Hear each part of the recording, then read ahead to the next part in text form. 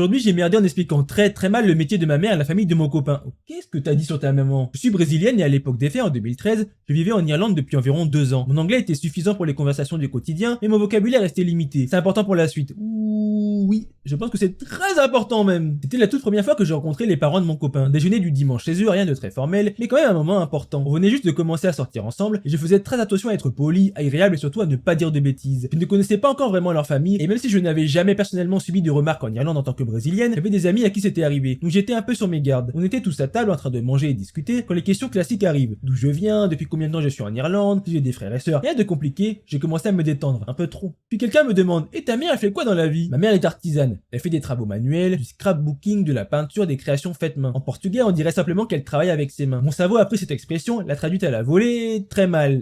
Et avant même de m'en rendre compte, j'ai répondu calmement: "Elle donne du bonheur aux gens avec ses mains." La réaction était immédiate. Mon beau-père et le frère de mon copain ont éclaté de rire. Un rire hésitant, un rire instantané, incontrôlable. Mon copain aussi a rigolé, partagé entre le fou rire et l'envie de rester sérieux. Au moment exact où ils ont commencé à rire, j'ai compris ce que je venais de dire. Mon cerveau a rattrapé l'information. Tu viens de dire que ta mère donne des petits plaisirs avec ses mains comme métier.